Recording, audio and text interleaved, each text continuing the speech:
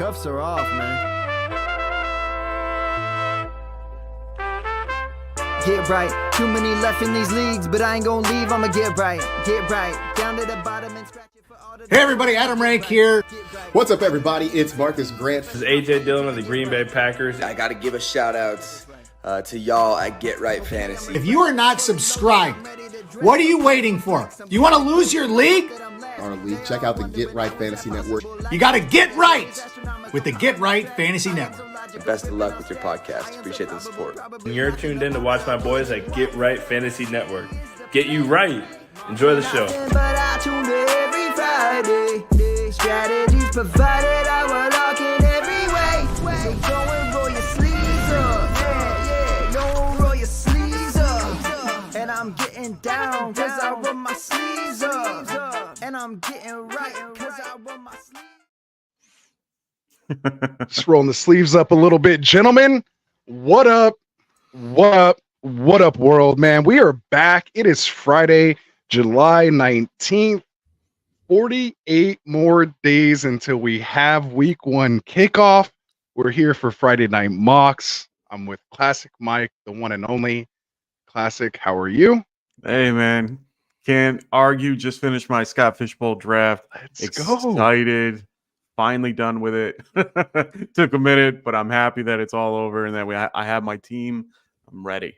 Time to roster bait. On that note, we have the one, the only, Mr. Phil Ruskin with the extra point.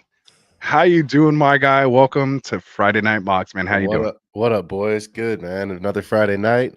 We can't spend it any better way than this. Yes, No way, man. Get yourself right. Pour your drinks. Cheers to everybody.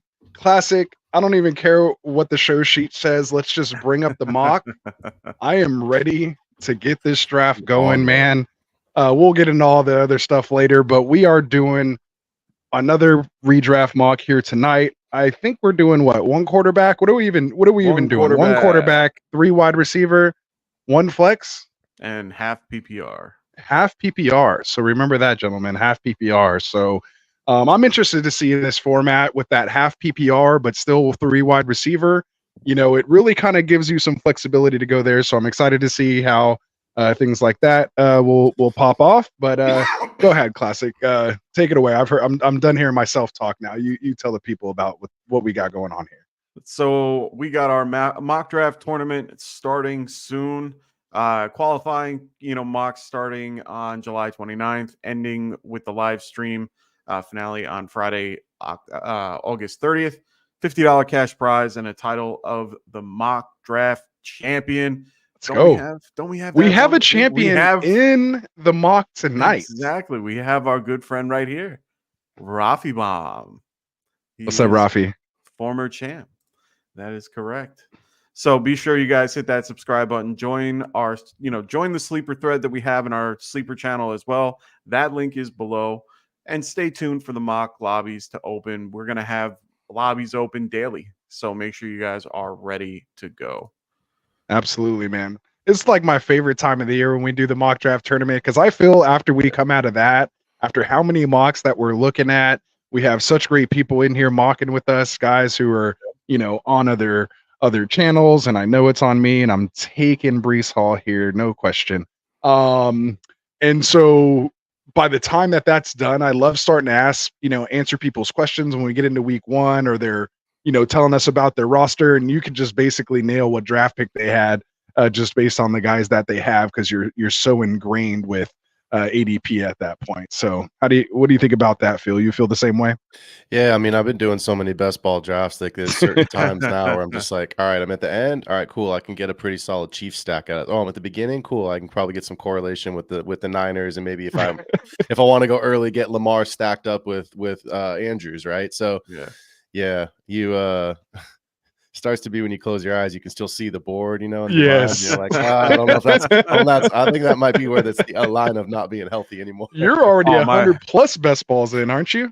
I'm a couple. Yeah, I'm pretty deep in. So I was actually chatting to a buddy today. Like, I've never been one of those guys that does the full, 150 entries. Like I generally try to stay away from those tournaments.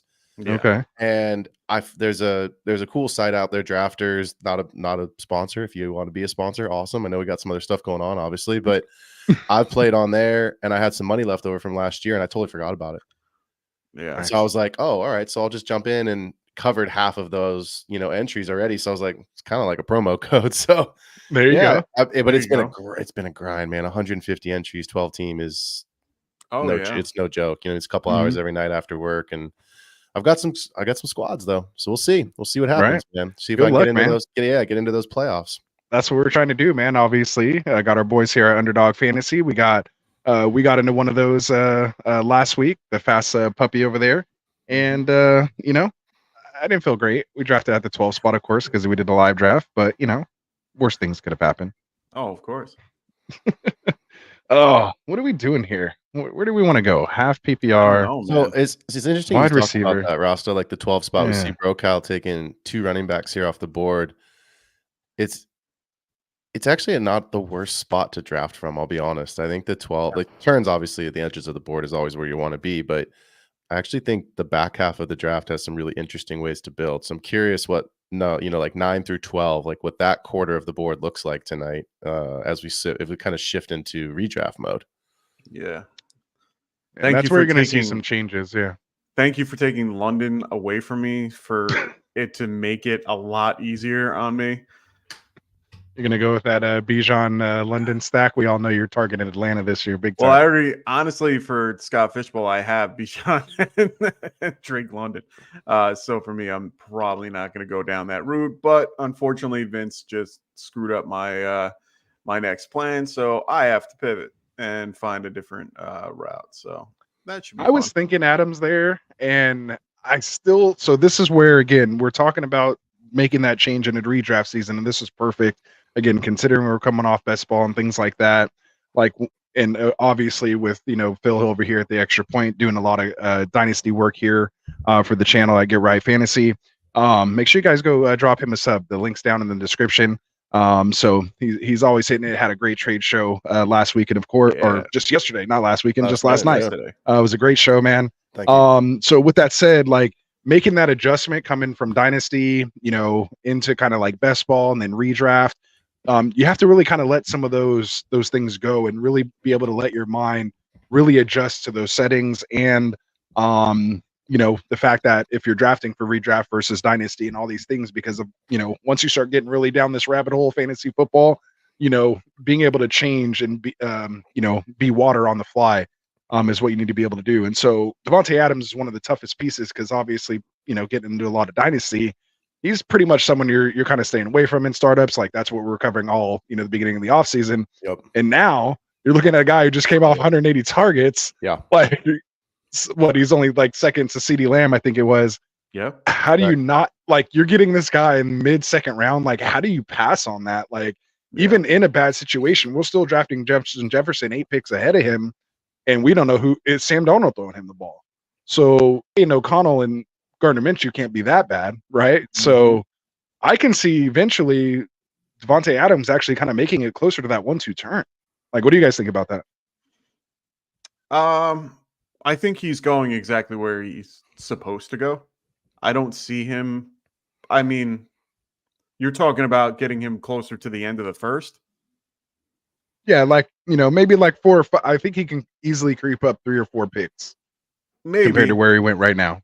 Yeah, I can see that. But I honestly, I think right around here is the sweet spot. This is where you would kind of want to take him comparatively to feel like you're grabbing somebody you don't need.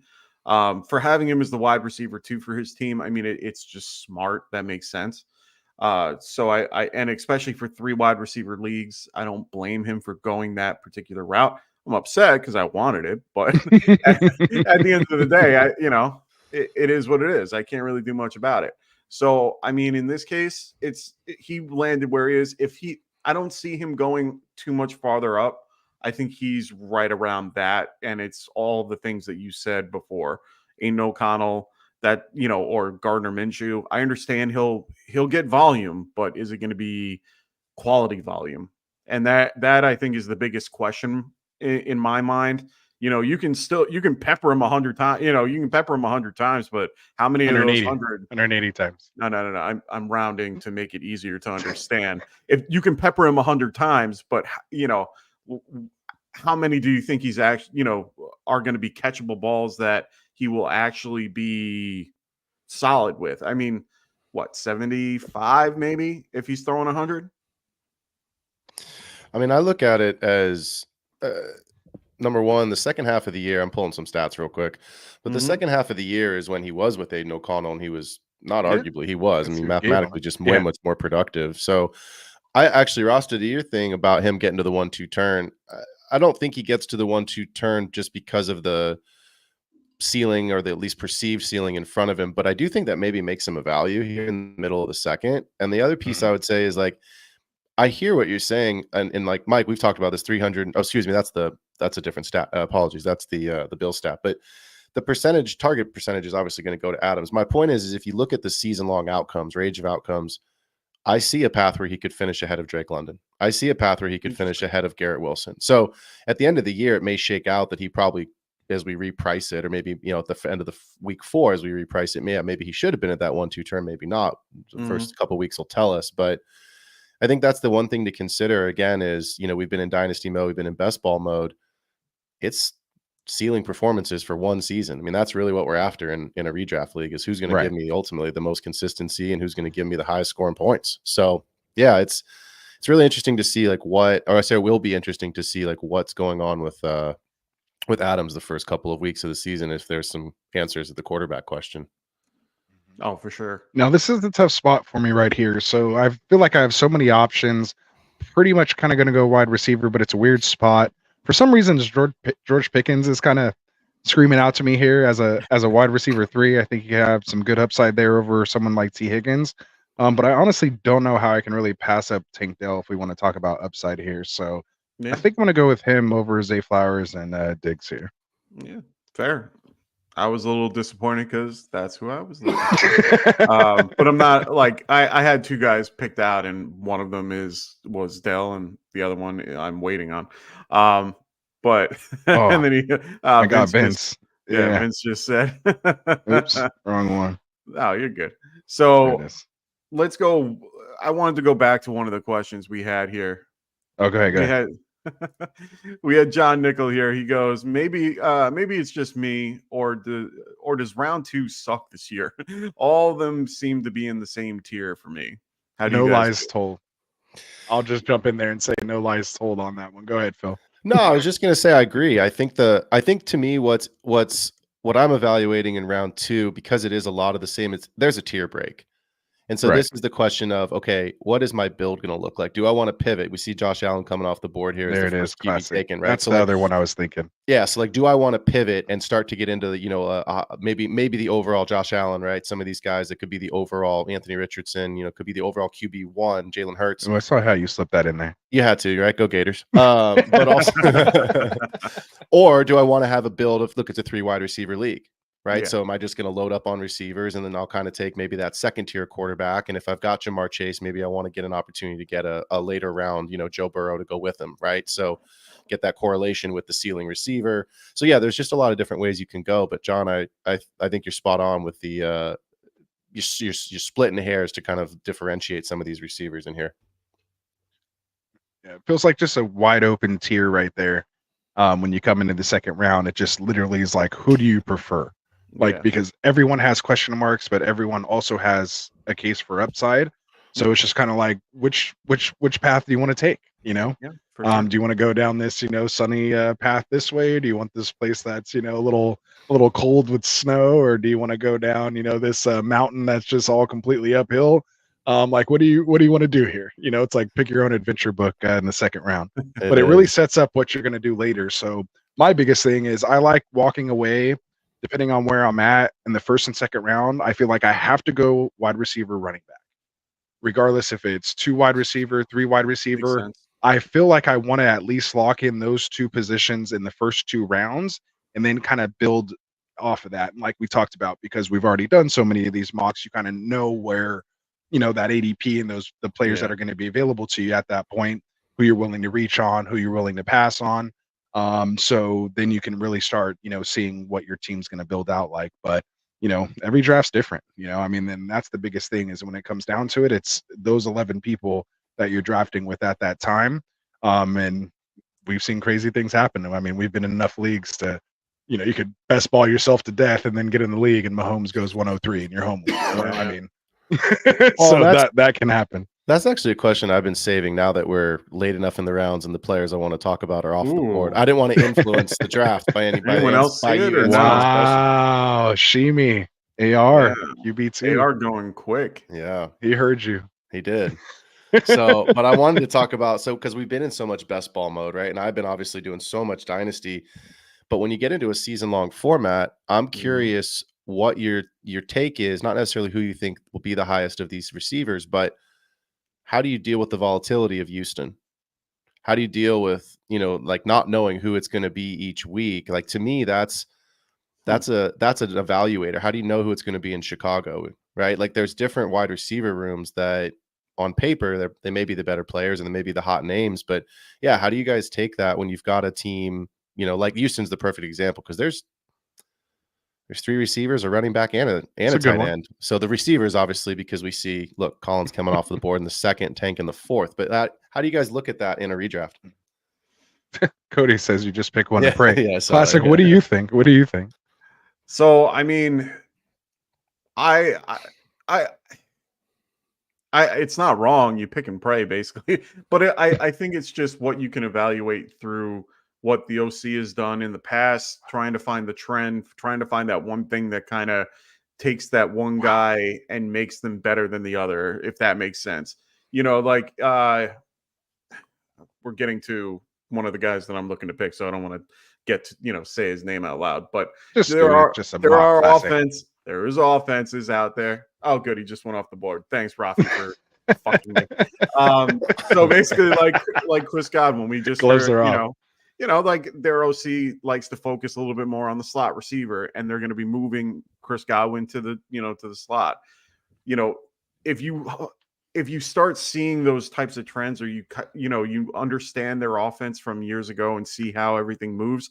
Another guy is AJ Brown. They just brought in Kellen Moore. Kellen Moore focuses on the wide receiver one. If you look at all his teams that he's been a part of as the OC, Devontae Smith isn't really used that much. Like I'm giving in this particular offense. So it's one of those things where those. I think he's really ever had 2 good enough wide receivers like he has now, though. I think it's going to be very interesting in that offense. Kellen Moore with Devontae and AJ Brown at his disposal. He had Keenan Allen. I mean, Mike Williams, if you really want to put them in the same boat, but I understand that he gets. But hurt. AJ Brown's going to get his though. So my question though is like with Collins, with the Houston guys, like how do you?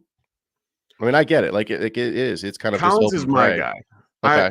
I like Collins more. He showed what he could do when he was out on the field. He played well. He's the bigger receiver.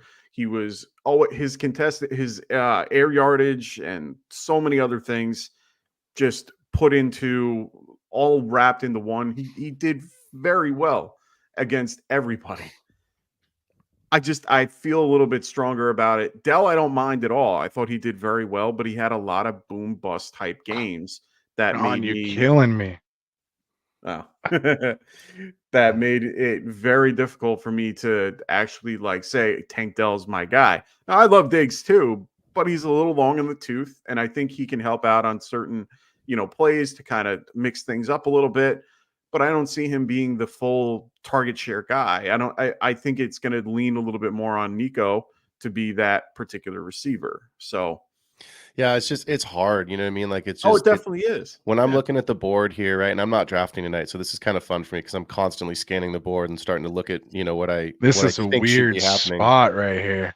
Yeah. But yeah, it's any of these picks. It's interesting to look at a player like Mike Evans, a couple picks later, still the alpha in his offense. You don't want Mike Evans in Dynasty, and in best ball, it's going to be fine. He'll have, but I'm because like Mike, you actually made me think of this question because you're the safety security. Like we were talking about you yesterday, like give me CJ Stroud. I'm like, give me Anthony Richardson, right? Like I get it. I want the upside. So it's interesting because Mike Evans, like, is he going to be a better player for your redraft team? He's going to finish ahead of one of the Houston wide receivers. He might finish ahead of 2. You know what I mean? So, like, I don't know. I'm not saying it's a bad pick. I'm just, to me, there's certain situations where there's all many. You want the quarterback. Like, well, like, who do you want in Green Bay? You want Jordan Love. Because, like, you don't. There's 5 receivers that are legitimately potentially going to play and have a role in the 4 receivers. They have a role in the offense. It's tough, right? So, yeah, I don't know. I think there's certain things as you get into these later rounds and you start to look at players like, I'm not a big George Pickens guy, but there is nobody else in Pittsburgh. He's going to get targets. I'm not a big Deontay Johnson guy. There's not a whole lot else. Like, there's rookies and Adam Thielen. Like, Deontay Johnson should get targets. He should get volume. So it's just some of the players that you're not always in on can have a good season. Right. Redraft's very different. Yeah, and I totally messed up with the Dak Prescott pick. I was trying to go David Montgomery there. I had him kind of both in my queue. So I feel kind of stupid for that part, but hey, it's a mock, so things happen. Things happen. And who knows? Maybe I get David Montgomery on the way back. So we'll see. Hey man, I got T. Higgins from the Josh Allen pick, and I didn't think he'd fall to the next round. There you go. So definitely could be there. Little tight end run here. Nice to get little Andrews in the late 5th here for me. I like that part, but yeah, after What's up, Albert? like I haven't been what's up, Albert? That's the guy right there. I haven't been stunned like that, like from a snipe like that in a long time. So credit to JWN 71, my boy John here. Because that was probably one of the worst snipes I've had. Like usually I'm always like, I always got 2 guys I'm ready to go to. But right there in redraft and considering the builds, and it's not best ball, and I'm not trying to like do anything crazy, just like draft best player available. It was literally between David Montgomery and Kyle Pitts, but I already had Andrews. Yeah. So then I'm thinking like I messed up. So I was like, do I go bully tight end? I never go bully tight end. I can't do that. And then I was like, all right, I'm just gonna go David Montgomery, and then I accidentally took him. So we'll see. See, this is really funny because Vince is saying Classic has sniped me 3 times and Rasta twice. Leave me alone. Oh, And you're here's right in the funny between us. thing. That's a bad spot. Well, Yeah. he's right between. Yeah, and on top of that, he's sniped me at least 2-3 times. So this is just how it goes. You got me Snipe on City. Fitz, you got me on Adams. So enjoy those 2 picks a lot. Nice. Oh man, Very nice. I mean, but this is why I love doing what we do here. It's one of the things where we're going against real people that know what they're talking about. We can actually have good, solid drafts where, if I was in this league, I can go, I can kind of see how this would work out. I hate getting autos and things like that where we can't really fully tell what's going on for, certain teams. So for me, I love getting sniped a little bit just because it's one of those things where it makes me have to pivot and it teaches me to go, oh, don't worry about it. Move on, Yeah. So, I literally already took a screenshot of that like player availability at each position right there. Like, so I'm going to literally go back after this and study that because like, if I'm on a clock in that situation and that happens, I need to know what I need to do there. That was like, we've done how many mock drafts already so far this year? Yeah. That was the least comfortable I've honestly been in a pick in a long, long time. I'm like still recovering. Like I'm like full on tilt right now. Oh man. well, Now I don't know what to do because now I'm sitting here with Dak. But so what can we do here? I mean, Montgomery didn't get back to you. Nah. So No, that was never going to happen. But no, I knew it was going to happen. there's options. Me sniping DJ, huh? How long have you guys been watching this show to know that if he's available in a certain round, he's pretty much going? Yeah, and that certain round, quote unquote, was the 5th last year. So him getting him in the 7th here right now is like, there's no way he's passing on him again. Oh God, no! Did I really take him in the 5th last year in that league? Yeah, you did. You know why I took him? See, right here, this is an easy Jordan Addison pick for me here, even last round. Yeah, but because of the situation, that's what also got me on tilt right there. And those things are going to happen. Like, there's going to be 4 or 5 other guys in this. So many picks we pick right now that are just going to be gone. So those guys are going to be like out of here, and we're going to still have to adjust, man. That's why I love this doing this thing here, man. So I'm just going to say. At this point, let me just take my chances with Rome. Nice. Yeah. And see what happens. See, and that's Don't need to another- have him start right away. Yeah, There goes John with Addison he right goes behind. right there. See, and that's a question I have for you guys. So right here, Rafi goes, the last round, I could have reached last round, but couldn't pass on Lad. All right. In that particular offense, you have these two guys. You got Deontay Johnson, who's more than likely the one, and then Lad going to be probably what, 2, 3 on the list. Well, they just announced today that DJ Chark is one of the starters, so it's going to be DJ Chark, Palmer, go. and Ladd. It looks like so. So I mean, it's one of those things where one, DJ Chark is a huge value because he's barely being drafted. 2, I mean, at this point, would you want to have McConkey this high? Is it worth it? I mean, considering he's his wide receiver 3 when he already has Taylor Etienne, Laporta, I mean, I don't see why not. You don't hate it? Like, I don't hate it. yeah. And worst case, like you can draft some guys here later. Like you can literally and that's the thing too that people have to understand. Just because you draft the first 3 wide receivers don't need to be the ones that you actually are starting. You could take Brandon Cooks like later and see what happens with Ladd week 1 and just play Brandon Cooks. Like you're probably going to be good for 4 for 60, like 10 points. Like, all right, wide receiver 3, that's okay. You know what I mean? So like there's still guys you can take later that can actually start for you week 1, but like you've had to invest higher in these other guys because of the potential upside that's there, right? I mean, that's draft value for you. I did it in our last draft. I took Brooks, and then I was like, he's not going to play for at least first month. Right. So, and then I came back and took Gus. people. So I was like, I had to take a hero RB. I forget who it was, but I knew I had someone solidified in my RB1. Right. I did my normal build, receiver, until they're all out. Yeah. And I was like, all right, I'll get Brooks and come back with Gus, and Gus will play until hopefully Brooks is ready. So yeah. Right. And that, I mean, those are some of the guys that I'm like, I can't be on. Like guys like Jonathan Brooks, guys like TJ Hawkinson, like I can't get behind doing that type of standard. Yeah, in redraft I can. Like I can do it in Dynasty, that makes complete sense, but it's because you can hold on to him after the fact. If you're doing that in redraft, you have to have a solid, solid backups behind, or at least having him be your running back 3 or something like that, to at least, get all the way to the end of the season. So I mean, you can take him in best ball. That's the whole point, right? Second half of the year, comes back, he's healthy. Full. Best ball is a whole different animal, different story. So yeah. It's. I mean, redraft is. Speaking of Brooks, there he goes. Vince is like, we're not letting him go past. Now that they're talking about him, I gotta take him. I gotta take him. He's like, damn it. Having heart palpitations, hoping that this didn't happen, because I wanted this of all things. So of course, that Alan Coleman. Alan Coleman stack is just. And in the 8th round, it's good value. You know what I mean? Like for sure. If you're wide receiver 4 with Debo, Higgins, and DJ, you're solid there. You're solid. And it's kind of funny. I did a best ball, one of the Scotty Fish satellite ones that I did like 30 of them.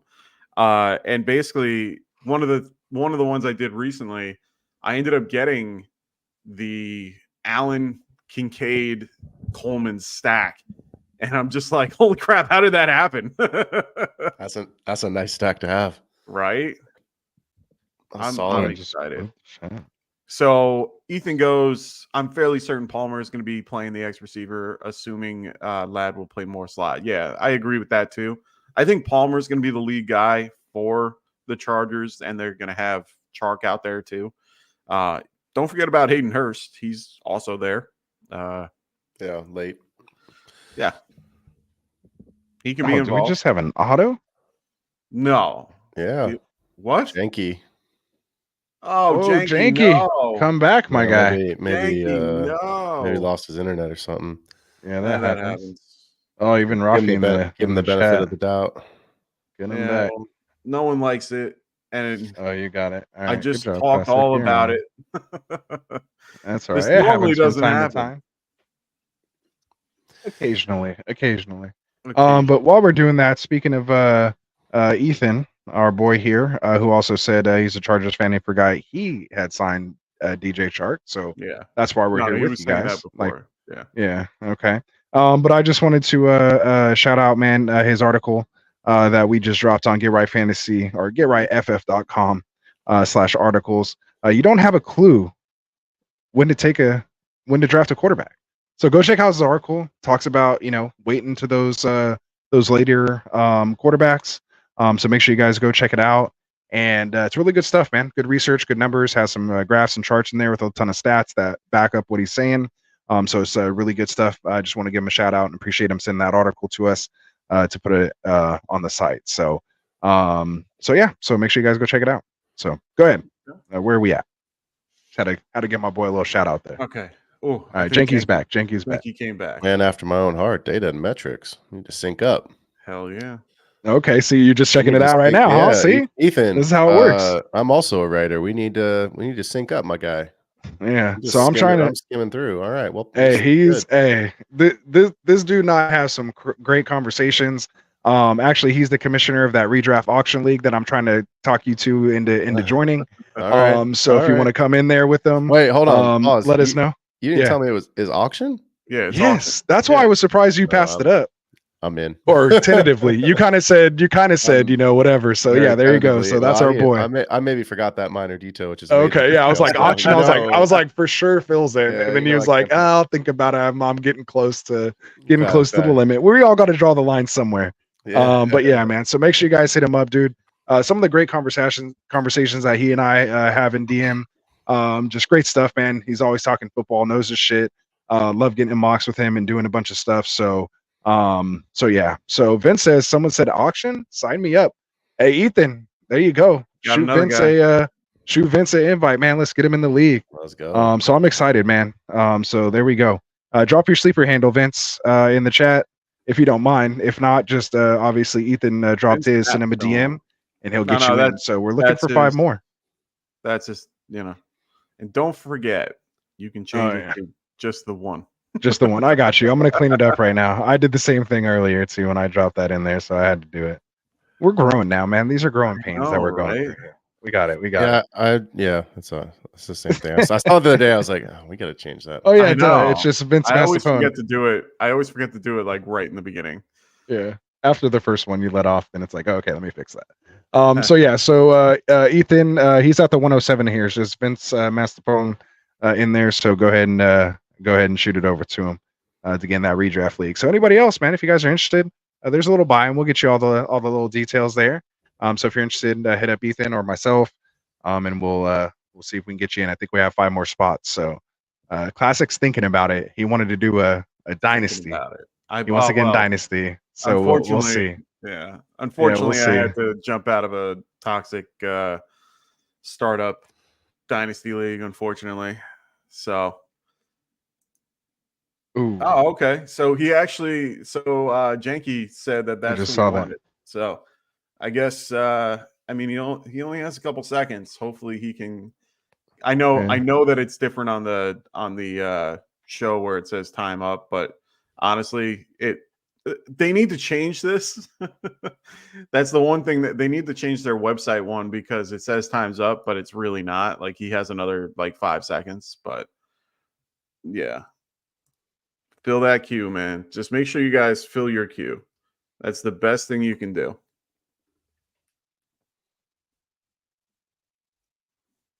Yeah, I'm gonna tell him that. I just told him to close and reopen his app. Yeah, for sure. Yeah, that happens from time to time, man. Yeah, no, that's fine. Happens. That's not too bad. And to be fair, I think that's who he was taking anyway. I think he had him in his queue because he was a little lower on that list. So I think that all worked out just fine. There we go. So going back to that Green Bay offense, and kind of Tank Dell, I never really got to give my 2 cents on that. Kind of been spewing on it, taking a little extra time to think about it. A little. Just a little. I mean, that was like 30 minutes ago, and I'm still thinking about it. I had to recover from that snipe. Like that was that brutal. Stung you, man, huh? It really did. I honestly haven't been like that in a while. I'll take a little Zach Moss show right here. So for me, obviously it's Tank, just because I feel like he's at the better value, where you can get him, and just his potential upside, position he's playing, and the type of targets he gets. Again, he's like he fits my fantasy football personality, like you're saying. You kind of draft teams with you go for guys that, for me, I'm like, win me a week or just don't do anything. Like I hate these like mediocre in the middle positions that are kind of like, well, if you just had a touchdown or you just had 4 more catches, like Right. I'm like, just give me nothing, like or anything, or just win me the week. And so like I like to fill my team with a lot of guys that can just win you a week, per se. So we'll see what happens. And then I kind of did the same thing again with Christian Watson. He seems to be the guy that I'm going after in that Green Bay offense. I think Jalen Reed is a little too expensive, or has been at least in best ball. But when I go, for who can just give you that touchdown upside, and especially like in a half PPR like this, like give me Christian Watson, man. Let's hope these hamstring things he figured out, and it's been 2 years, and maybe it's that Christian McCaffrey thing, and you're getting him at a discount because this guy would easily be right up in there in that second round if he was who he was his rookie year. Like he would literally be right in that second round with the Drake Londons or even maybe even ahead. Like he might be up there with that top tier. Okay, just a little bit. Okay, yeah. I was like, this sounds familiar. Oh, I mean, we do think alike. Honestly, I didn't hear that take from you, but we do think very, very similar. So where are we at here? Yeah, seeing this is the same. I already know where you're going. So, was that it? No. Oh, really? No. Okay, so he's actually someone who I'm starting to really get excited about. Okay. Like, I know you've talked about it. That might be coming from Phil. There's been seats on this train. Get aboard. Yes. So, like, my whole thing is like, again, I keep forgetting, like, he ran the third fastest combine. This dude is built 6'2", like he's that prototypical wide receiver one that we're talking about, even more so than Pittman, right? So like he can fit that X role, and with Anthony Richardson, like they have to kind of stack the box with JT in that run game. Like he's gonna have his opportunities to freaking have some big play capability. So like where you're getting him, like he's basically free. He's my wide receiver 5 and a 3 wide receiver. Oh, it's 6 actually. 6, yeah, even better. Yeah, so even better, right? Like I was okay with him as my 5, and so like to me, the potential upside there in that offense, playing in a dome, you're considering all these things. Like to me, it's just an upside shot that I keep when I'm looking at this group of wide receivers in this range. Like his name just keeps sticking out to me, and I keep hitting that draft button. So where are you guys at on AD Mitchell? I mean, I'm sorry, Classic. No, you already know. I already know what he thinks. I mean, look, I get it. He took some plays off at Texas, and we all watched games. We watched it happen last year with the Steelers where George Pickens literally did not block a player and then went in a press conference and said, I didn't want to get injured. Yeah. So don't tell me that a kid that took some plays off in college is not going to succeed at the NFL level.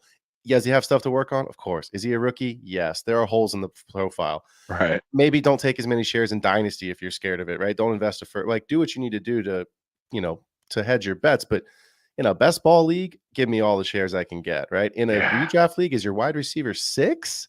Yeah, I don't hate it. Give me all the shares I can get. It's free. Like, essentially. What if it hit? Here's the thing. Everyone wants to shit on it. Oh, it's a terrible pick. And you know what? It was your 10th round pick. So if it's a terrible pick, great. You'll cut him and you'll move on and sign the hot guy off the waiver wire. If it hits, you'll never get him at this price again. He'll be in the 8th round, 6th round, 5th round. I got Nico last year in the 10th round. And there you go. Many places. Exactly. I got CeeDee Lamb his rookie year in the 9th round. Yeah. Right. Like, I got Chase in a keeper league in the 7th round. I got CD in a keeper league. So yeah, same thing. So it's like Justin Jefferson went in the 10th round in a keeper league.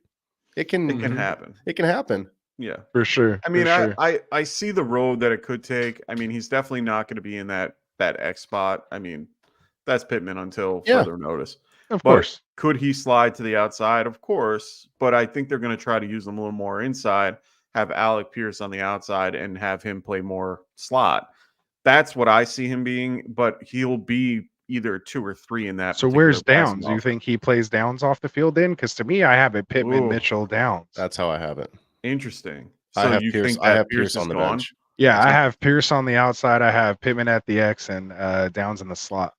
I think the writing Alex was kind of on the wall last year when they drafted Downs. I was like, ooh, that's kind of a Pierce replacement right off. That was my initial gut reaction to it anyway. Interesting. So yeah, I think Mitchell. The other thing you have to remember is Anthony Richardson's young. He's still figuring it out. Mitchell's still obviously never played a snap. So like it's gonna be bumpy. It's gonna be a wild, rocky ride. Yeah. But again, wide receiver 6, Rasta, sit him on your bench for 6 weeks. And then if it's, if you have to cut him, fine, cut him. But like What if he's a second half league winner? What Mm-hmm. if Michael Pittman is not? ARSP. What if Michael Pittman is not available for a specific? You know what I mean? Like It can Anthony happen. Richardson can throw it out of the building. So if the kid can get underneath it, and that's what Xavier Worthy's going to do, and Mitchell's not that much slower, let Richardson take a shot. Yeah, it's fair. Mm-hmm. It's And I mean, he has a cannon, and remember what we're all saying in his first couple of games too. It was like he can actually throw. Yeah. Wow. Like I don't think if people remember, he only played like 3 full games, but like we were all stunned on his actual passing prowess. Like he didn't throw for a ton of yards, but as far as the individual throws, he didn't look like he didn't know what he was doing. The problem is he's really, really young coming out of school, and he played. I grew up in Gainesville, Florida. I'm a Gator fan. That is well documented. That's not what we're talking about. What we're talking about is the fact that shut up. He played on a dog shit college football team. I mean, Ricky Pearsall was like the only player on that team on the offense, other than Richardson, that's even sniffed the pros. Did he have? Wait, didn't he have Tony too? No, Tony was there long before. Yeah, Tony. Excuse me. Okay. Kadarius Toney was there, but not with Richardson. So he was already dropping passes from Patrick Mahomes when Richardson was playing. He was like, oh, shoot, I shouldn't have had that popcorn.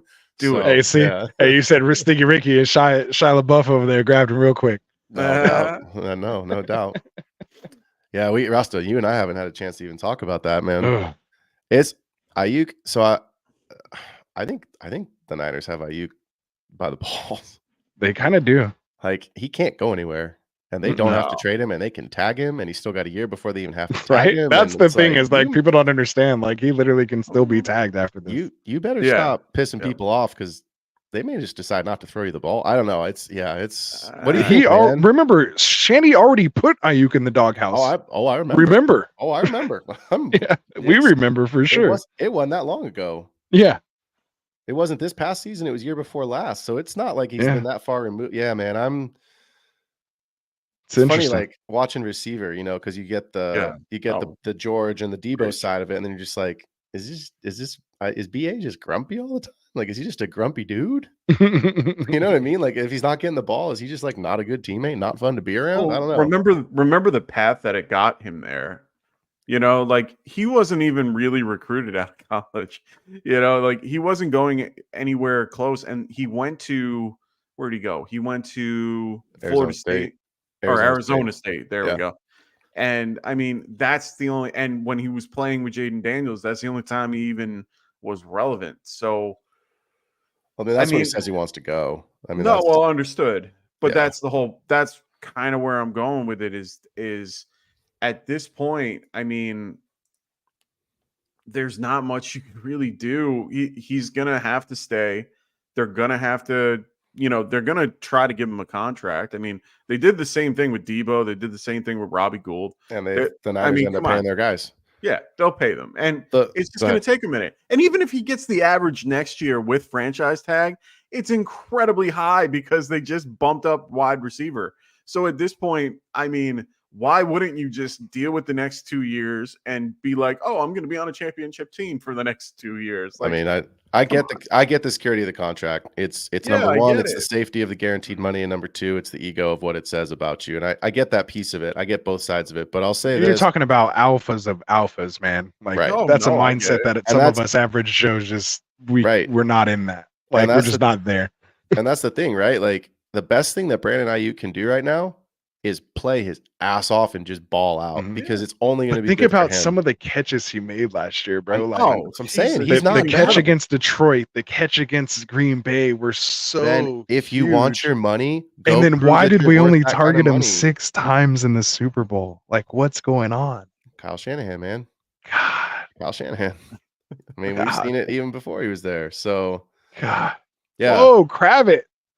Stealing my guy, Jaleel McLaughlin, like my number 1 drafted guy in underdog best ball. Well, that's my guy. Hey, if he has a good year, him and Conklin, your boy's making money this year. Yeah. I don't have a ton of him and Conklin. Yeah, those are like my 2 top drafted guys. Dart throws. Yeah, like late in rounds where I'm just like, if I'm in a certain spot, then those are my 2 guys. I asked Kendall this last night on the show. I'm gonna ask you guys. Who do you think my highest exposure player is in best ball right now? Mitchell. No, okay. No, good guess though. I like what you did there. Man, He goes. I'm trying to "That's think of my the first stacks decent because pick." you've been talking about a lot of stacks. You have to. I'll give you a hint. Is it a quarterback? You have to think ridiculous value. Oh, So if you think that's why I said highest exposure player. It's not the player that like I'm the Right, highest right, ours. right.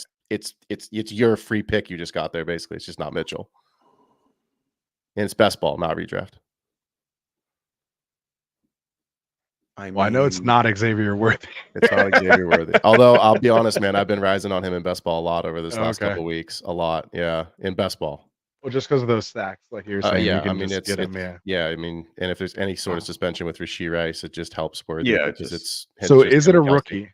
Yes, it's a rookie.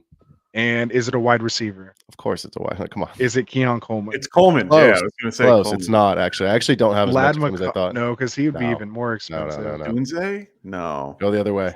Troy the other way. Franklin? No, it's not Leggett, is it? Nope. I was going to You're say getting closer that was though. my You're next. getting real close. Then Brian Thomas? No, Roman that's Wilson. higher. Who? Roman Wilson. Oh, yes. Why? You are Please Roman tell Wilson. me why. Because there has to be somebody there else has to be outside of somebody George else. Pickens to catch balls. There A has lot to of be. people think it's Pat Fairmuth, which is good, Sure. but you still need that other wide receiver to work the middle of the. I mean, the middle and everything's going to be wide open if they're going to be running Pickens like he does. We've So seen Cody Van got Jefferson. it. We've seen Van Jefferson. Cody got it well before his. Oh, you know. good job, Cody. Yeah. Good job. I didn't see that. I have the Nailed full it. screen up tonight. No, it's okay. there you go. He didn't say who it was. He Oh, just said he knew. let's who do it. was. Yeah. I mean, that's We'll take him for you right there. Yeah. There you go. I mean, here's my 30 seconds on Roman Wilson. Give it to him. It's Arthur Smith, so you just don't know what's going to happen. Mhm. He could end up, using a 15,000 rookie running backs and all these are. It's chaos there. So very simply for Roman Wilson, I think he's a good player. I think he's going to have a path over to beat Van Jefferson out of the number 2 job. Pickens has his role solidified, and I think there'll be a lot of targets. It's something like they have to throw it to somebody. And if you're telling me Pickens is, no offense, probably the only guy on the roster that can beat you, he might see some looks where he's open. So yeah, we'll see. Okay. It's free. It's like take a chance. fair. Like, especially in a redraft league, like if Roman Wilson on that last pick of your roster sucks after 2 weeks, fucking cut him and just go get a guy off the waiver wire. See, I grabbed him. 5'11", 185, 439, 40. But if a player, I don't remember who it was, but someone asked the question about McConkey earlier tonight, and we said, we see him kind of further down the chart. Like, Yeah. that's an expensive investment that kind of has to pay off to justify that draft cost, right? Like Roman Wilson, AD Mitchell, How famous, Jay? I think Jahan Dotson's a screaming value in drafts this year because we've actually seen him do it. And he is a starter, and we do think Jane Daniels is a good quarterback. So that one's a whole lot safer. And that's where is Dotson? I just lost him in the 11th round. That's great pick there. Whoever He was easily going in this 6-7 last Great year pick is for where I him. was taking him. I was big on Dotson last year, and that did not work out very well. No, and it may be painful for a little while Jane Daniels gets his feet under him and his arm ready. But if it works, it's the second half of the year when you're actually trying to make a playoff run. It's a good pick. There it is. Interesting. Who are some late round? Because now that we're towards the end of the draft, who are some of the guys that you guys are targeting late that you think, hey, you know what? This is my couple dart throws. I think could have some real points for me. J.K. Dobbins. J.K. Dobbins, really? You're back in on Dobbins? I was big on him last year. I mean, Okay. we've seen, and the thing that makes me believe it is when healthy, he was beating out Gus Edwards. Yeah, he was. And it's the same coordinator that he beat him out with. Yeah. And it's the same but it's offense. But it's So, another- to me, it's like, okay, where I'm getting him is essentially free, especially in a hero or zero RB build. yeah. And to bet on the guy, again, it's super late. So if he isn't the same guy, obviously after the ACL and the Achilles, then he's gone. But even when we see him come back, then he had to leave again, get the knee drained or whatever, get it fixed up. But then when he came back for that short stint, man, he was he was balling. I mean, he was doing real good, which is what made me excited about him heading into that next year. Yeah. I mean, I didn't draft, I didn't invest in him there because, obviously I never go for guys coming off the ACL. Sometimes it works, a la Javonte Williams, and sometimes it doesn't, a la Brees Hall. Right. So, but to me, now I'm back on Brees, right? Obviously, I took him first round this year. It doesn't affect it now. I've seen it, so I feel comfortable investing that high of an a pick in him. So yeah, so that's kind of where I'm at. So are with you? that. Is it a bet against Vidal, or are you just out? Not you just rather I bet was on gonna what say- you're I seeing? just still think like, again, at least out of the gate, and it's more so also based on my builds and that hero RB build. I'm just worried about like weeks 1 like through 3, maybe 4 Oh, or yeah. 5. And I honestly think if he comes and has a good showing in preseason, like he's going to enter the season week 1 as the starter and or as the main back, because it'll be a split, I think. Yeah. But for the, even if it's 50-50, JK to me has more explosive power, and he's a better pass catcher as well. So Yeah. we'll see what, especially in a half or full PPR. I like it. So the one thing that I was listening to Sirius XM on the way home, and they were talking to one of the beat writers for the Chargers.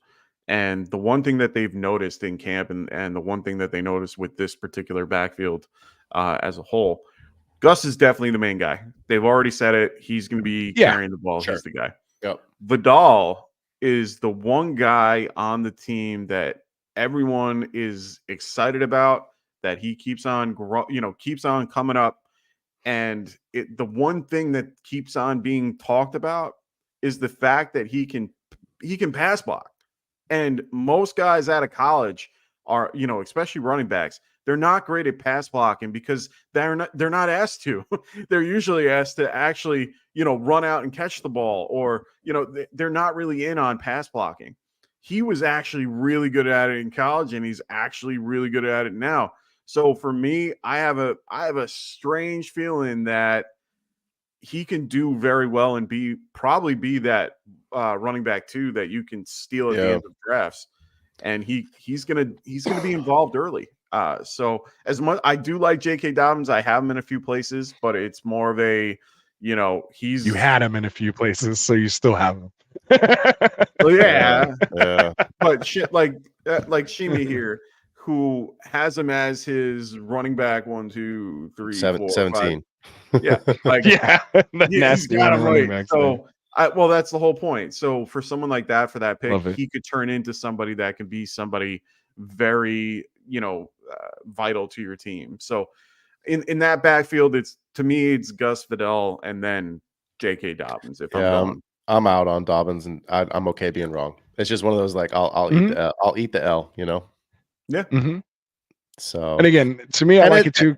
It's just an easy guy to cut. No, I mean, and that's the thing too, is like if it doesn't work, boom, he's gone, and I'm replacing him. So like, want it to work. I hate having guys that you're like, because I always feel like because we play Dynasty and what our research, because we do this, our outlook for a lot of these rookies, I always feel like sometimes I'm such a year early when it comes to redraft. Like before I got into Dynasty, I always felt I was a year early on guys. Yeah. Like, but next year, you know what I mean? So like, that's why I enjoy playing Dynasty now, because you're like, all right, I got him, and that pays off. You hold off. And so, you're able to hold on to him. But in redraft, I feel like I always get these guys where it's like, all right, well, if he pops off, like I don't want to drop him after week 6 and then boom, he goes off. You're in it for the long haul. So like, I just feel like I got to trust my draft and my instincts and my research and play the long-term game instead of playing that. Let me just get the hot guy off the waiver wire this week and hope he's a Puka or a Kyron Williams, right? Yeah, I got some guys actually coming on the show this week. Which, by the way, guys, if you're in here, sorry, shameless plug. Well, I know guys are going to start dropping off. So, if you're in here, jump on. I am the Extra Point. You can find me on YouTube, 7 p.m. Pacific time, 10 p.m. Eastern, every Thursday night.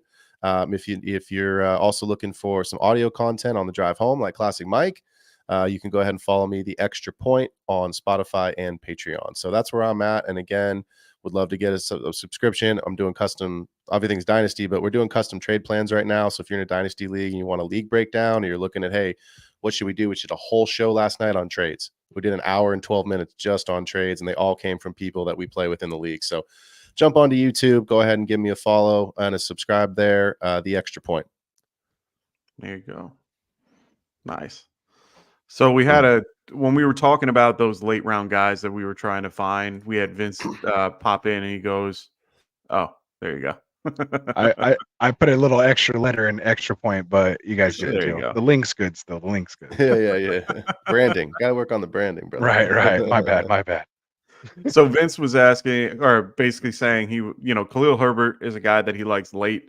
whether he's cut or traded, dude is just going to get it done when his number is called. Another guy he mentioned was Kobe Parkinson. He's not a bad pick. I think that it's going to be David Allen. But I could be wrong. Davis Allen, yeah, could be. There we go, Davis Allen. I think it could be Davis Allen. They got him a little bit more involved. I understand Kobe is a two-way player and he tends to play, do well. But for me, I think it's going to be Davis Allen over in LA. But that's just me. I want to go back on that Herbert take real quick though from Vince because I like it. He's actually somebody that was just a comment before, but yeah. Okay. He's someone that I'm taking a lot of in best ball, and I think it's just me betting on the player. Okay. Because a team that's trading for him is probably going to use him. Going to need him, right? Yeah. You know what I mean? Like I could see him going to Dallas. I think everybody could see him going to Dallas, right? It's a committee, right? Dowdle and Zeke, and I think Deuce Vaughn's there, and who the hell else knows is there. But and then so that's an immediate need that's like comes to mind, right? Yeah. And then you think about when we get into week 6, week 7. When injuries start happening, like you don't know who's going to need a guy. Kareem Hunts and those guys. Those guys are kind of gone. We haven't heard anything about the Dalvin Cooks, the Kareem Hunts, the Leonard Fournettes. Like those guys are kind of done now, and we're on to this new layer of guys. We're kind of stuck in this weird in between spot. So guys like Khalil Herbert could see themselves getting run once we see these injuries happen. Herbert could wind up on the Chargers, right? If Kamani Vidal's not good and J.K. Dobbins isn't healthy, or Gus, that's right. There's question marks to all three of those guys. You know what I mean? Like there's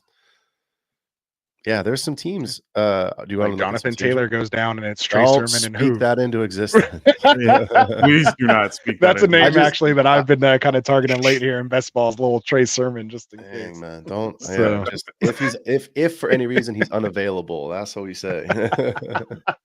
Famous Jay was saying Drake May is a player whose wide receivers have risen in ADP recently, but May's ADP keeps remained the same. Yeah, I've seen that too. A lot of guys. Who do you guys think is who is the one in New England? Go ahead, Rasta. Demario Douglas, man. That's who I'm drafting. Okay. If I'm drafting anybody in New England right now. Obviously, Polk's exciting. You got Javon Baker there, of course, as well, too. Yeah. But honestly, the second player, there, right? What's that? Who? Oh, Juju, yeah. Juju's still there. Oh, Juju. Yeah. I'm done with Juju. I'm just saying.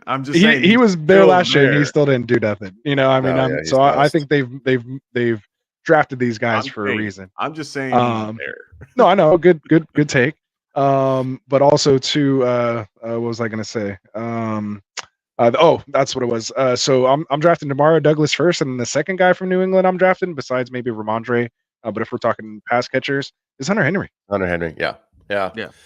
So it's Douglas, it's Henry. If I'm taking anyone from New England, because I'm not investing in a New England player where Ramondre's going, so my New England shares are basically split between Douglas and Henry. So I see it very similarly. I do see Jalen Polk having the opportunity to be the guy, but it's 1A, 1B between him and Douglas for me. Okay. I think Hunter Henry could have a nice uptick. I'm out on Ramondre. I was actually thinking about next week, guys. I'm in a couple of modes, but I'm getting into that like running back dead zone showtime. That could be a topic next week because I've been thinking about it a lot. So my point is, I don't know. I've been thinking of actually doing a running back green zone show. Yeah, because it seems like there's a chunk in this draft where those wide receivers used to go is now replaced by those running backs. But some of them. I mean, I need to get on that show with you. We do both sides to get that done. It's like 7, 8, 9. Yeah. But go ahead. But my point was like, where is the running back dead zone this year and who's in it and what does it look like? So, it's Stevenson's the end of it. I was like, no, I think it literally happens after, like, to me, the running back dead zone starts. What's it called? Basically, after like Gibbs and Saquon, that's my the dead zone happens like literally in the third. Like that's why I said earlier, I'm taking a running back and wide receiver in rounds 1 and 2. Yeah, like I have to have those two because anytime I don't do that, I just don't like my team. The ceiling is significantly lower. Yeah, it's hard. I'm actually Mostert in this draft. Mostert's my dead zone after that. Mostert. I'm an anchor RB to the fullest, man. Oh, it's 7-11 coming out, going in. And speaking That's of which, about- actually, in my Scott Fishbowl round Okay. 21, I just drafted Jacoby Brissett. Nice. Yeah. I think I took Jacoby Brissett in the league actually recently as well because I had needed him for something. Yeah. Yeah. I was like, just in case. Oh, I took it in our charity league. Oh, there you go. Because remember, I got everyone. Oh, nice. Don't get me Yeah. started. Very nice. Right. All right. So where are we at here? You got any more things you see there in the chat? Justin Jefferson with one arm or Christian McCaffrey with one foot. Oh, I seen that. funny. Yeah. I'll take That's Jefferson funny. with one hand though, I'll for take sure. Jefferson with one hand. Yeah, you need both. You need both to run. Yeah, you can't get around that. That was a pretty easy one. Yeah. Ethan saying you got to run, man. Fun hanging out. Always appreciate it, Ethan, man.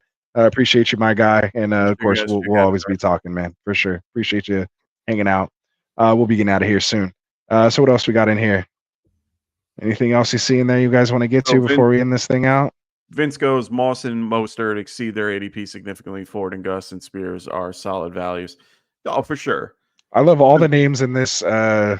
except for Moss, even though I drafted him in this. This one I think is like probably my second share of Moss that I've literally drafted even in a mock. But yeah, I'm usually more a Chase Brown guy actually. What do you guys feel on that? Real quick. Sorry. I like all these guys except for Moss. I'm pretty high on everybody else. I think Moss, I think Chase Brown's going to ultimately get more play moving forward. If you watched him last year, he just has more burst in when he gets the ball. Once he gets the ball, he's off and he's solid on the outside. They just got who'd they get on the outside on outside tackle? Who did they get? They got not Collins. They just got a really good left tackle or right tackle or both. And either way, all I'm trying to say is they're going to work it out to the outside. Chase Brown is a lot more effective. I think Zach Moss is going to be the 1-2, downhill runner. He'll get maybe a goal line here or there. I don't mind him, but I just think later on in the season, I think Chase Brown will take over that particular role. Yeah, I mean, I don't disagree with you at all. I think in redraft, honestly, I'm probably out if I can be. Yeah. If I have to, you know what I mean? Like I'm in a bind, then I would just take Moss because he is, as of right now, the starter. And like I said, we just need to evaluate the first 4 weeks to kind of figure out where we're at, and then we can trade or pivot. But I mean, like in best ball, sure, give him to me if I've got a Burrow stack and some good correlation. And actually in best ball, I'm in on Brown there because I agree with you, Mike. I think it's a better setup. You can get him later. You can get him as your RB3 if you have a Mixon. Oh yeah, Mixon. If you have a Burrow Chase connection and correlation there. So yeah, it's hard, but in redraft, I'm with you, Rasta, man. If I can go get one of the big 5 and just anchor it down, then that's what I'm doing. And then I'll look at the value of receivers later on. I mean, there's still just good ones. I mean, to be fair, wide Such a flat receiver. tier. I mean, wide receiver is wide open. You could pretty much grab guys that with value much later and still be okay. I mean, where did DK go here? DK went 312 at the turn, 3-4 turn. 312 at the turn. I mean, honestly, he's one of the guys I would be targeting a little later. My guy that I picked up, Deebo Samuel, like those types of guys you can pick. Even Waddle dropped to the 3rd. So for one of the, you get all these particular. I got Waddle, baby. I mean, time on Waddle. Cooper Kupp. I mean, he's undervalued. Well, I wouldn't say undervalued, but he's being undervalued because of Puka Nacua. Like these are some guys that you can grab near the end, and you can build at your running back position, like you were doing with Hall, and get these good starters. I mean, I went heavy RB early, and I was just going to say, Classic. I think you're a good example of what we're talking about because. We don't actually. I promise you, if you're still hanging around, Mike didn't know this was coming. He didn't draft his team, so to tee it up here, it's perfect actually. But because we're not going to talk on Monday about generally the teams that we draft, right? There's a good chance to talk about yours real quick since it's the end of the show, and then you guys can go through Ralphie's team and Brocal's team because they also started RB heavy and get your thoughts there along the lines with Kravitz there at the 101. So, but Mike, starting with Bijan and Kyron, boom, and like.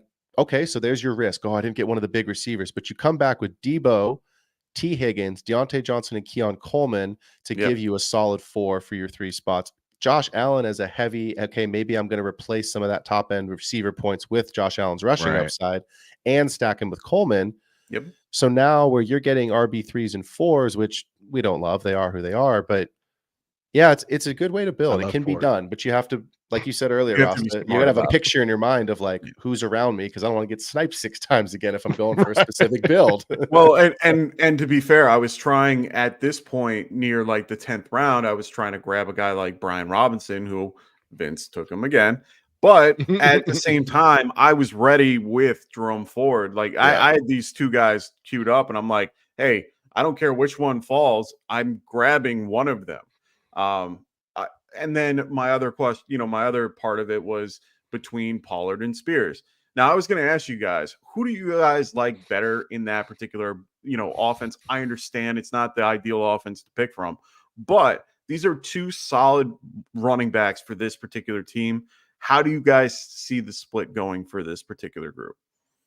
Go ahead, Phil. You want to go first? Yeah, I'll make it short because we're probably going to agree, but what else is next? I see. Yeah, right. I see it as this year's version of Jaylen Warren and Najee Harris from last year. And if you give me just 1 second, I will tell you. I should know this off the top of my head, but I've forgotten a bit. RB20 for Najee Harris. Yeah. And I think Warren was like RB28 or something. So RB25.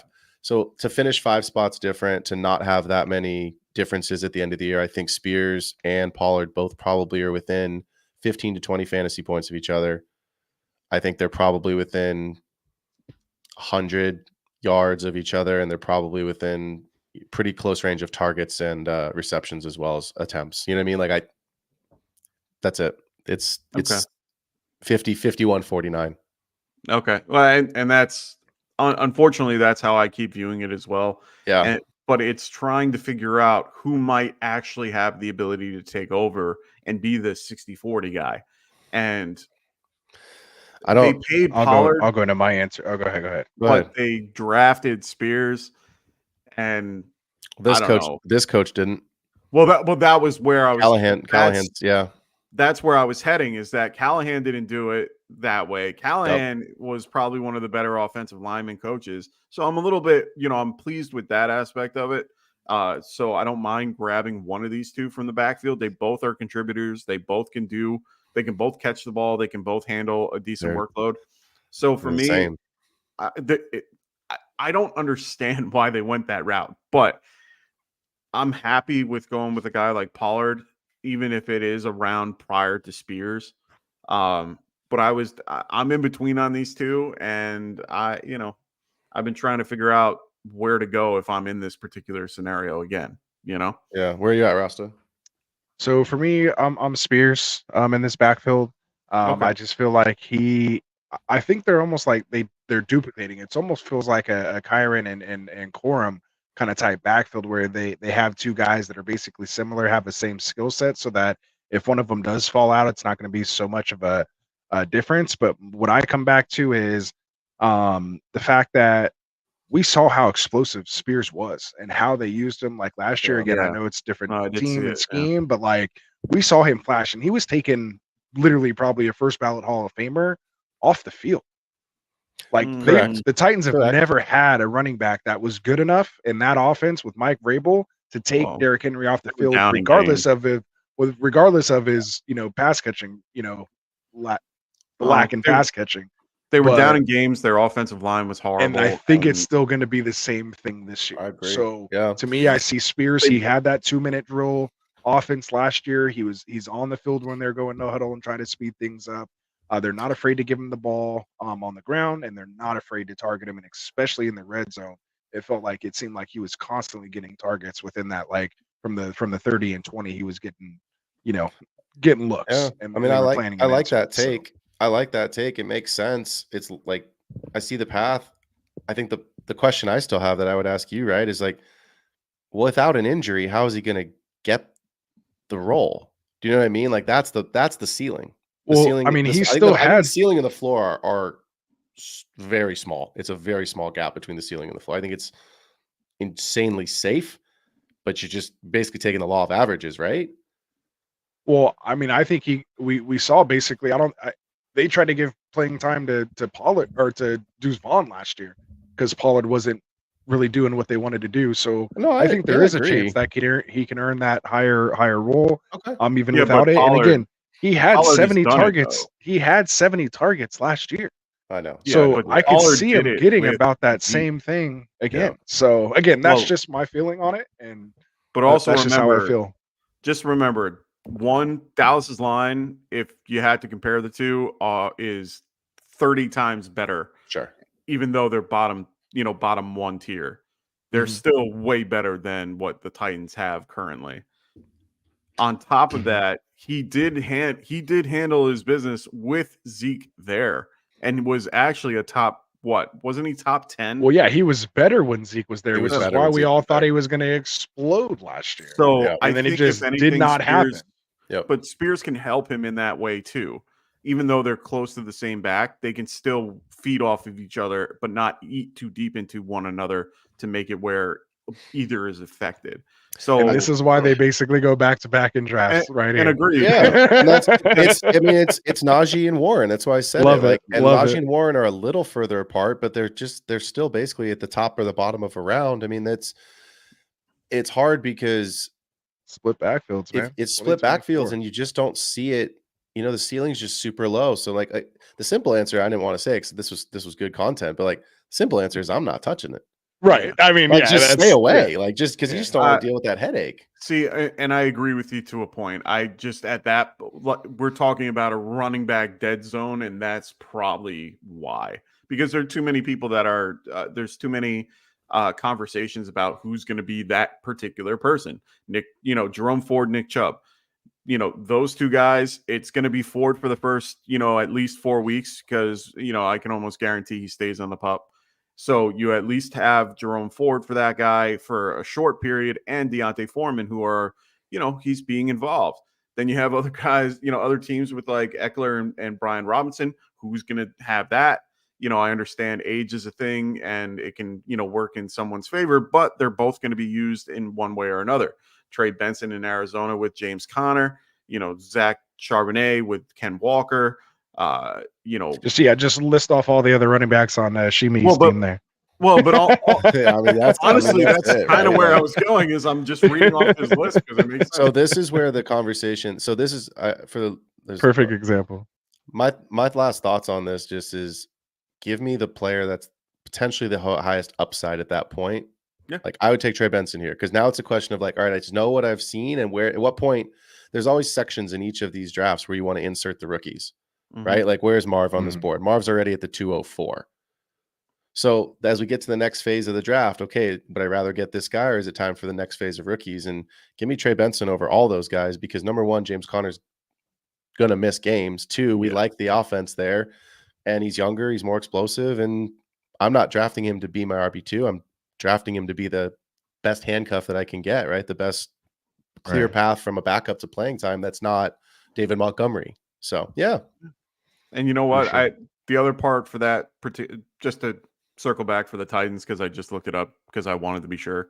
Yes. They ended up trading for Watson from Cleveland, which he's a backup. JC Leatham as well. They drafted him. They also drafted he's a solid first round pick from for the Texans or for the Titans. So they have the ability to build that line back up to make it where it can be very effective for them. I'm higher on Will Levis than most people. I think he has a year. I think this year can be a year that he could do well. They gave him decent pieces with DeAndre Hopkins, with Calvin Ridley. On top of that, I understand they're not going to be world beaters, but they're definitely worth investing in, especially in fantasy. I think he's almost undervalued because he can run the ball and he chooses to at many points. So I like him, but not, he's not. I'm not drafting him as my QB1. No, he's definitely a good backup. Oh, yes. Safety first. No. What's up, Ron? Holy shit. Yeah, My man. guy, Ron. What up, Ron? What up? How's Ron? it going, man? I miss you so much. I hit him up on the DM too. I hope you're doing well, man. You and the fam. Appreciate you checking us out again, man. Coming back. You might have been here watching us a little bit, but appreciate the comment and thanks on the beard, man. I'm giving it a try, man. Appreciate it. Oh, I'm so excited to see him. Let's go. Oh, there he is. All right. So we've gone a little past already, man. So let's get this. You guys ready to close this thing out? Do it. Yeah. Of course. All right, man. So let's get back to this view here. Phil, of course, we'll give you a quick moment again. Just tell the folks where they can find you, what you got coming up here. Let's not remove you. I'm trying to give you a full screen. We'll go the opposite way. Go ahead, my guy. Yeah, appreciate it, brother. Well, first of all, always thanks for having me, guys. I mean, obviously we work together a ton, but always good to be on the main show. And then looking forward to getting you guys onto the Extra Point for the first time. Yes, so the Extra Point every Thursday night at 7 p.m. Pacific time, 10 p.m. Eastern. You can catch that on YouTube. You can follow along at Spotify and on Patreon. Jump over to the page, The Extra Point on YouTube. Give me a like, give me a subscribe, and look forward to having you in the show and in the comments next Thursday. For sure. And of course, we got to throw some love to our boy Kendall over at the Fantasy Football Tavern. So if you guys are interested in looking to enjoy some hot takes and cold beers, make sure you guys tune into Kendall, man. He's running mock drafts as well. Mock Draft Fiend, loves his dynasty takes here. He's all about value, trade value, man. So make sure you guys go support these guys. Our new additions here this season to the Get Right Fantasy Network, man. They're great guys. They know their stuff.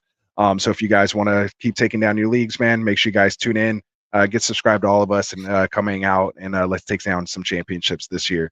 So with that said, anything else we got? I mean, of course, use our promo code, Get Right for Underdog. Got to say that at least once real quick, but we'll throw them some more love. We got plenty more stuff coming. We'll be doing best balls on Wednesday. So there we go. All right, man. So there we go. Good stuff. So yeah, anybody else got anything else? Are we ready to close this thing out? Man. Classic, you got the outro queued up. Yes, sir. Let's do it, man. Let's get out of here. Appreciate you Enjoy the guys from weekend. all of us over here at Get Right Fantasy, man. We're getting so close to football, man. Getting points actually in our lineup, so I can't wait. For Dustin, for Frank, for Tycoon, for my boy Classic here, of course, Phil, our boy Kendall, all of us here from Get Right, myself. Have a good weekend. Be safe, and we'll see you guys here on Monday when we break this thing all down. Classic, take us out. Wanted to write fantasy is the play. Marking nothing, but I tune in every Friday. Strategies provided.